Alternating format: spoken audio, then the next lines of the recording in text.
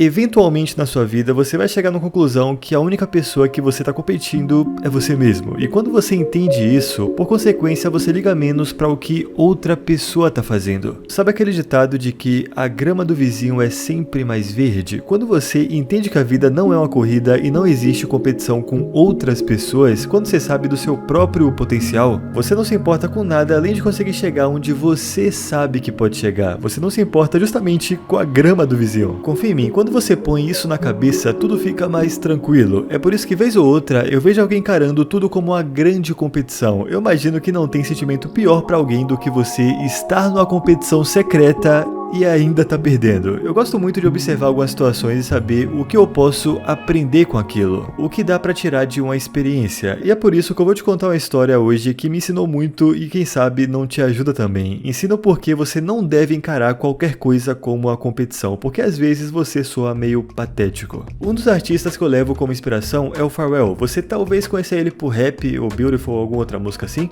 mas você só consegue enxergar o real legado do Pharrell quando você expande a influência dele no trabalho de outras pessoas, quando você nem sabe que ele fez parte de um projeto. Se você conhece, tu sabe que o Pharrell é um cara muito tranquilo, ele não tem polêmica com quase ninguém e muito menos com outro artista. Só que tem um cara que conseguiu a proeza de arrumar um problema com o Pharrell, o Drake. Só que essa é uma disputa vergonhosa porque é uma briga de um lado só. Logo você vai entender, é a definição de você estar numa competição secreta e ainda tá perdendo. Pra você entender essa história, vamos voltar pro começo dos anos 2000. Esse cara aqui é o Birdman, também conhecido como Baby, mas eu não quero chamar ele assim. Nesse mesmo ano ele fez uma música com Clipse. Se você não conhece, Clipse é uma dupla. Um dos integrantes dessa dupla é o Pusha T, um amigo de infância do Pharrell, da mesma cidade inclusive. Portanto, para esse feat o próprio foi chamado para produzir, só que acontece que o Pharrell nunca foi pago por essa produção. Ele basicamente tomou um calote da gravadora do Birdman, e esse cara já tem uma fama na indústria de não pagar ninguém. Essa gravadora em questão, que pertencia ao Birdman, tinha como seu principal artista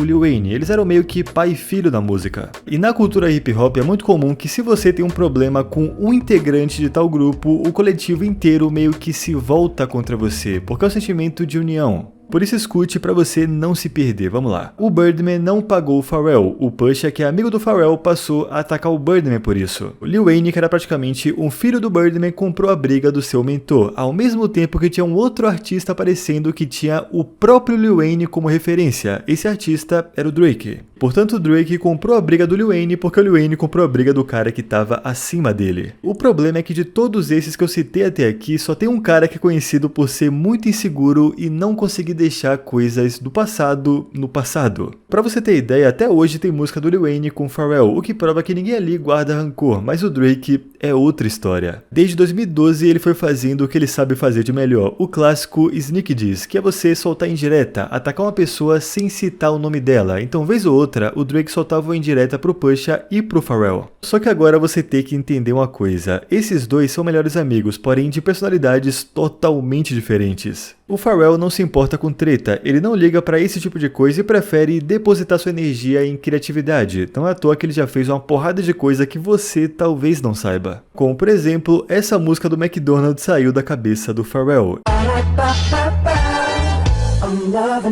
Então ele expande sua criatividade para coisas muito além da música, e é por isso que raramente você vê ele numa polêmica com outro artista. Agora o Pusha, por outro lado, é um cara que não consegue ignorar certas coisas. O Drake soltou a indireta sobre a infância do Pusha, até que em 2018 o Pusha T responde simplesmente expondo ao mundo que o Drake tinha um filho escondido com a ex-atriz de conteúdos noturnos, se é que você me entende. Apenas imagine a revelação do seu filho ao mundo não ter sido feito por você e nem pela mãe, mas por um cara que você odeia e no meio de uma polêmica. You are hiding a child, let that boy come home, deadbeat motherfucker playing border patrol. O Drake obviamente perde a briga e a vida segue, mas a vida segue só pra um deles. Eu repito, o Drake tem um ego enorme e quando esse ego é ferido, ele não esquece. Veja bem, quando o Drake não consegue vencer alguém, ele começa a atacar pessoas próximas a esse tal inimigo. Isso aconteceu há pouco tempo. O Drake atacou pessoas próximas ao Kendrick, mas curiosamente o próprio Kendrick que te chamou de PDF no Super Bowl foi o menos atacado. Portanto, quando o Drake percebeu que não dava pra vencer o Pusha, ele resolveu direcionar seu ataque à pessoa que nunca respondeu. E é aqui onde as coisas ficam patéticas, porque o Drake criou uma competição na cabeça onde só ele estava participando. Era como se ele implorasse por uma resposta por anos, resposta que nunca aconteceu, só que não contente em ser ignorado, o Drake consegue se humilhar ainda mais.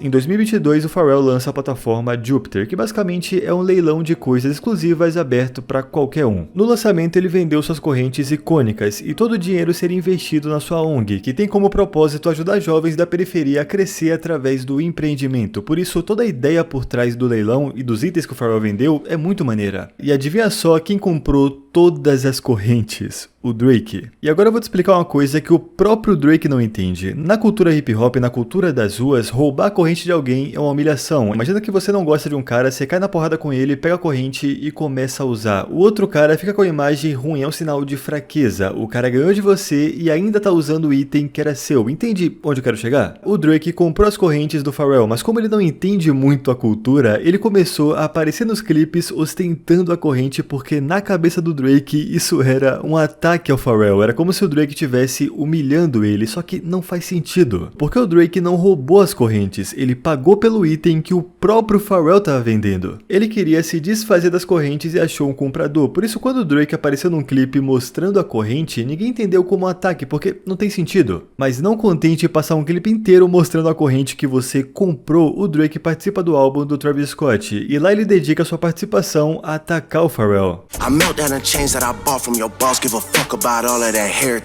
Na cabeça do Drake era como se ele estivesse destruindo o legado do Pharrell, que ele comprou a corrente e derreteu só pra humilhar. Isso não faz sentido nenhum. O Pharrell não vendeu as correntes diretamente para o Drake, é um leilão, leva quem paga mais. Pra variar, ele não teve nenhuma resposta, só que todo mundo da cultura tem um respeito enorme pelo Pharrell. As pessoas viam o cara ser atacado de graça sem nunca ter dado uma atenção. É por isso que em 2024, o Kendrick levanta a mão e fala: Drake, ele não quer brigar com você, mas não tem problema, você pode brigar comigo.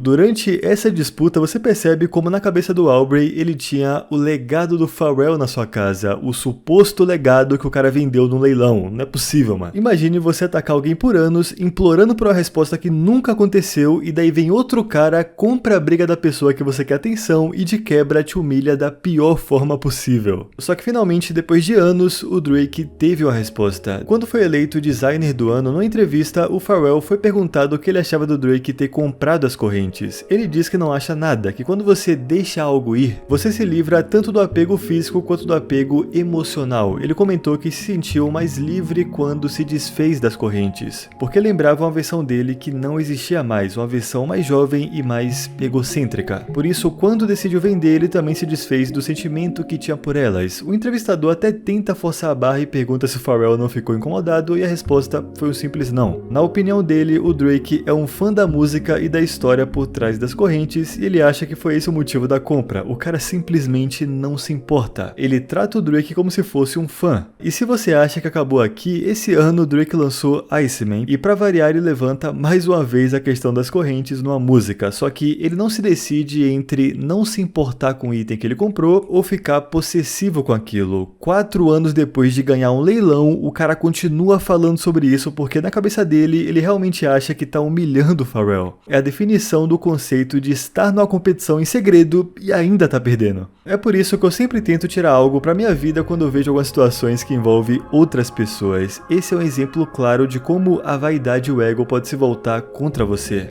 Pode fazer com que você ache que tá arrasando enquanto pra todo mundo ao redor você só tá passando vergonha. E tudo volta para o que eu te falei lá no começo. Quando você é seguro de si mesmo, você não cria competição com outra pessoa. Não fica tentando sempre buscar uma resposta, uma atenção de outra pessoa que só tá seguindo a vida. Você não se importa com a grama do vizinho quando você tem a certeza que pode chegar longe com seu próprio talento, sem depender de outra pessoa. E é por isso que quando você cria um inimigo imaginário, uma disputa que nunca existiu, eventualmente você descobre que para todo mundo ao redor você apenas soa patético.